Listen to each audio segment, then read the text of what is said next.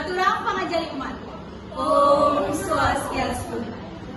Perkenalkan, kami dari kelompok 4. Di sini kami akan menjelaskan fungsi dan juga organel-organel yang ada pada sel hewan. Sebelum itu, izinkan kami memperkenalkan diri terlebih dahulu. Perkenalkan, nama saya Budi pada Kusma, absen 5. Perkenalkan, nama saya Kadek Rismayanti, saya absen 14. Perkenalkan, nama saya Ayu Eka Apriani, saya absen 25. Perkenalkan, nama saya Gustia Yumadi Dewarianti, saya nomor absen 6.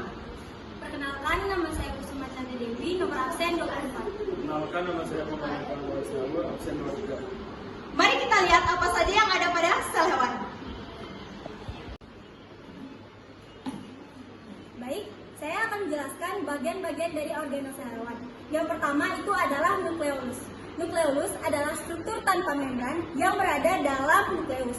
Nah, fungsi dari nukleolus ini sendiri adalah sebagai pengumpulan dan transkripsi dari RNA. Baik, selanjutnya itu adalah nukleus. Nukleus adalah organel yang mengatur aktivitas dari sel hewan. Nah, fungsinya sendiri adalah sebagai pusat komando yang mengatur pertumbuhan dan aktivitas dari sel. Baik, selanjutnya itu adalah mitokondria.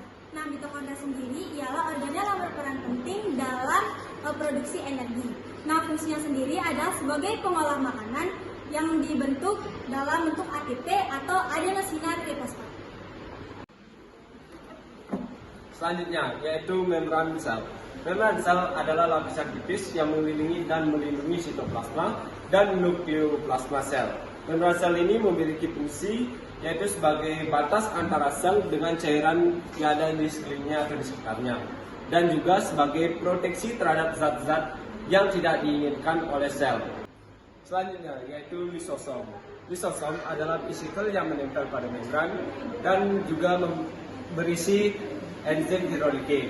Fungsi lisosom ini yaitu sebagai pengontrol pencernaan intraseluler dan juga sebagai penghancur sel-sel yang rusak dalam sel hewan ini. Selanjutnya yaitu ribosom. Ribosom adalah organel sel padat yang berukuran sekitar 20 nm yang memiliki fungsi sebagai translasi RNA menjadi protein dengan menggunakan asam amino. Selanjutnya ada vakuola. Fungsi dari vakuola adalah untuk mengurangi kadar garam dan air dalam tubuh serta sebagai tempat cadangan makanan. Yang selanjutnya ada sentriol. Sentriol adalah struktur berbentuk yang terdapat pada sel eukariotik. Fungsinya berperan penting dalam pembelahan sel. Sentriol membentuk benang spindle. Mikrotubulus.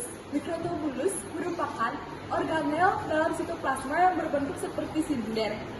Dan fungsi dari mikrotubulus yaitu untuk mengarahkan pergerakan polimerisasi dan depolimerisasi. Selanjutnya badan Golgi. Badan Golgi merupakan organel yang terlibat dalam proses ekskresi. Fungsi dari badan Golgi yaitu untuk membentuk kantung vesikula untuk ekskresi. Sitoplasma. Sitoplasma ialah komponen sel yang terletak di antara membran plasma dan inti sel. Fungsi dari sitoplasma tersebut ialah menyimpan kimia yang sangat penting bagi metabolisme sel. Retikulum endoplasma, yaitu ada dua, retikulum endoplasma kasar dan retikulum endoplasma halus. Retikulum endoplasma kasar yaitu berfungsi untuk membentuk protein, sedangkan retikulum endoplasma halus berfungsi untuk membentuk lemak dan karbohidrat. Baik, selanjutnya adalah DNA. DNA berada pada nukleus. Biasanya dia berada pada nukleus dan juga ada pada mitokondria. DNA adalah kepanjangan dari deoksiribonukleik acid yang dimana memiliki fungsi sebagai untuk mentransfer informasi genetik jangka panjang. Selanjutnya ada RNA. RNA berada pada nukleolus dan RNA adalah kepanjangan dari ribonucleic acid yang dimana memiliki fungsi untuk membawa pesan antara DNA dan juga ribosom untuk membuat sebuah protein. Nah, selanjutnya adalah mikrofilamen. Mikrofilamen ini berbentuk batang padat yang dimana memiliki diameter sekitar 7 nm dan juga tersusun atas protein aktin. Fungsi dari mikrofilamen ini adalah memberikan dukungan terhadap struktur sel dan juga pembentukan dan pergerakan sel.